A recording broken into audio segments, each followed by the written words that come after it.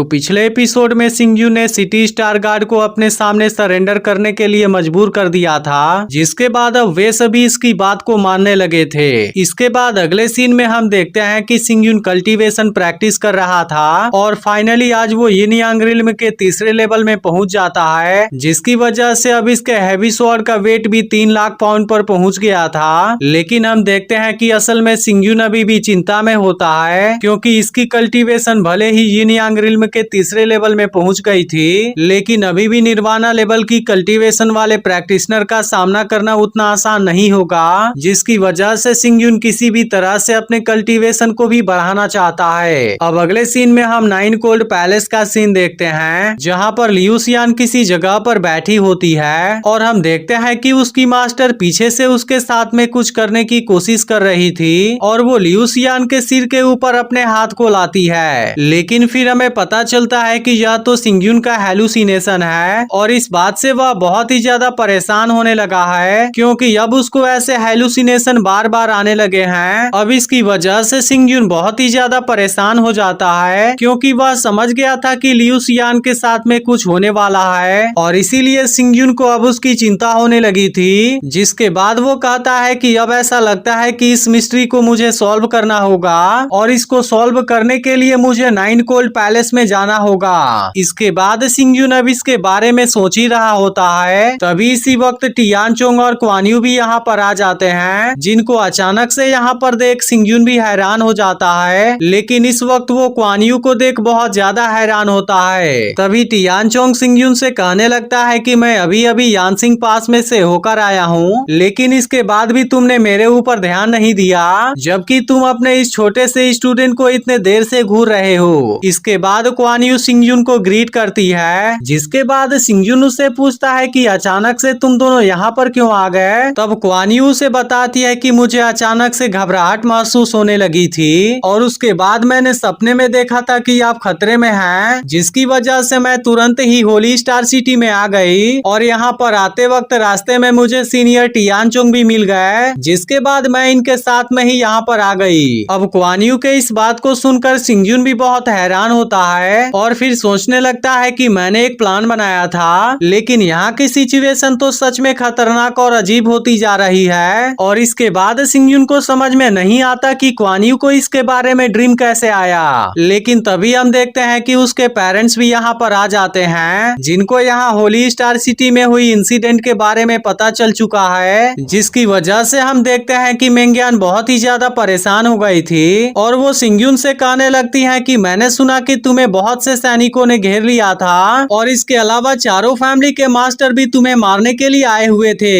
इसके बाद वो सिंगयू से पूछती है कि आखिर यह सब हो क्या रहा है। अब अपने मदर की यह बात सुनकर सिंगयू उनको समझाने जाता है, लेकिन इसी वक्त लेफान भी बाकी लोगों के साथ में यहाँ पर आ जाता है और इसके बाद वो सिंगयू से ठीक होने के बारे में पूछता है। तब उसकी यह बात सुनकर सिंगयू इनसे कहता है कि यह कहानी बहुत ही लंबी है, इसलिए चलो हम इसके बारे में अंदर चलकर बातें करते हैं। इसके बाद हम देखते हैं कि सिंगयू इन सभी के साथ अंदर जाता है और पिछली रात यहाँ पर जो कुछ भी हुआ था उसके बारे में सब कुछ बता देता है। अब इन सब के बारे में जानकर मेंग्यान बहुत ही ज्यादा गुस्सा हो जाती है और कहने लगती है कि city star guard 18 ancient cities को अपने जनरेशन से रक्षा कर रहे हैं, लेकिन अगर वे लोग तुम्हें मारना चाहते थे तो तुम्हें भी पीछे हटने की कोई जरूरत नहीं थी। जिसके बाद सिंगयू कहता है कि मैंने भी कुछ ज्यादा ही अभिमान दिखा दिया था और इसलिए मैं उम्मीद करता हूँ कि मेरे पेरेंट्स इस बात के लिए मुझे पनिश करेंगे। तब उसकी यह बात सुनकर उसके फादर कहते हैं कि इस बार तो मैं इसे जाने देता हूँ, लेकिन अगली बार से ऐसा कुछ नहीं होना चाहिए। इसके बाद सिंगयू टियानचोंग से पूछता है कि आप भी इसी वक्त होली स्टार सिटी में वापस आए हैं, इसलिए कहीं ऐसा तो नहीं कि आप भी इसी मैटर के बारे में सुनकर यहाँ पर आए हो। तब इस बात पर टियानचोंग कहता है कि तुम्हारे पास में हमेशा से ही कोई बड़ा प्लान होता है, जिसकी वजह से मुझे तो तुम्हारे बारे में कोई भी चिंता नहीं है और इसीलिए मैं तो यहाँ पर यानसियांग पास के सिचुएशन के बारे में बताने के लिए आया था। इसके बाद टियानचोंग उसे बताने लगता है कि बिस्ट के झुंड का अटैक तो धीरे धीरे कम हो रहा है, लेकिन अब डलाउ गोल्डन सेक्टर सेंसियाओ हॉल के बिहेवियर धीरे धीरे बहुत ही ज्यादा उग्र होते जा रहे हैं। इसके बारे में सुनते ही यहाँ के सभी लोग थोड़े से परेशान हो जाते हैं। जिसके बाद टियानचोंग आगे बताता है कि एल्डर मोमो किलेबंदी करने में जुटे हुए हैं, जबकि वुजिंग अपने लोगों के साथ में अटैक करने वाले स्काउट का सामना कर रहा है। इसलिए इन सभी बातों से ऐसा लगता है कि दूसरा साइड भी कुछ समय के बाद अटैक करने के लिए आएगा। इसके बाद सिंगजुन क्वान यू से कहता है कि 18 एंशिएंट सिटीज के दूसरे साइड में भी जरूर कोई हलचल हुआ होगा, जिस पर क्वान यू बताती है कि बिस्ट के झुंड के खत्म होने के बाद से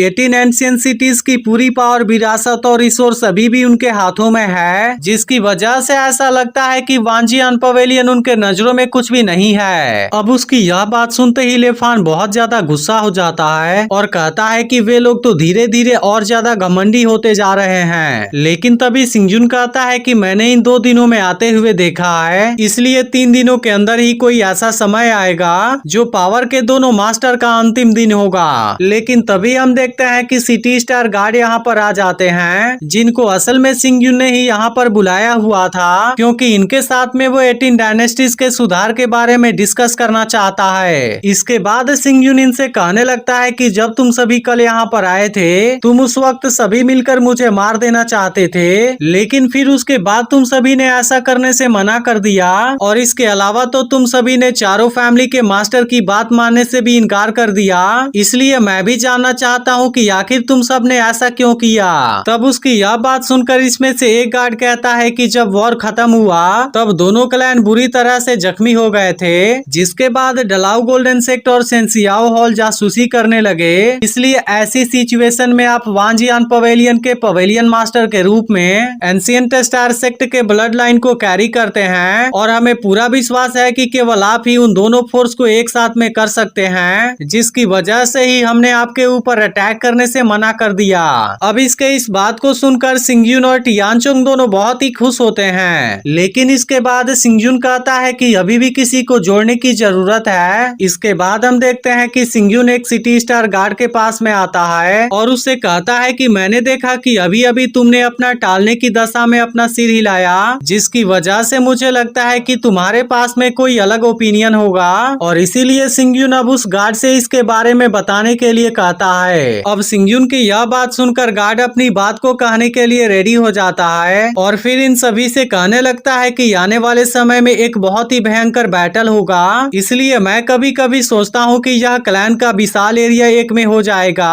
और इसीलिए मेरा विचार है कि हम डलाउ गोल्डन सेक्ट और सेंसियाओ हॉल पर अटैक क्यों नहीं कर देते, या फिर हम क्यों नहीं उस अनंत बर्फ के एरिया में उतर जाते हैं और 9 कोल्ड पैलेस के ऊपर अटैक कर देते हैं, जिसे जीतने के बाद एक झटके में हम नॉर्थर्न डेजर्ट के सबसे ताकतवर क्लैन बन जाएंगे। अब उसके इस बात को सुनते ही टियानचोंग और क्वान यू पूरी तरह से हैरान हो जाते हैं, जिसके बाद सिंगजुन इस सिटी स्टार गार्ड से उसका नाम पूछता है। तब यह सिटी स्टार गार्ड बताता है कि उसका नाम जनरल ये मिंग है, और फिर इसके बाद सिंगजुन दूसरे वाले सिटी स्टार गार्ड का नाम पूछता है। तब वो सिटी स्टार गार्ड बताता है कि उसका नाम हान फेंग है। इसके बाद सिंगजुन कहने लगता है कि अगर हान फेंग के पूरे पिक्चर को देखा जाए तब इस बात से पता चलता है कि वो किलेबंदी के लिए सुटेबल है, जबकि येमिंग देखने में बहुत ही ज्यादा तेज लग रहा है और इसीलिए वो रेत पर दौड़ने के लिए बहुत ही ज्यादा सुटेबल है। इसीलिए सिंगजुन येमिंग को सिटी स्टार गार्ड का लेफ्ट कमांडर और हान फेंग को राइट कमांडर बना देता है, जिसकी वजह से अब ये दोनों वांजियान पवेलियन और स्टार वैली सेक्ट के 2 तेज किनारे बन गए थे। और इसके बाद सिंगजुन इनसे कहता है कि अब तुम्हें आगे बढ़ता रहना होगा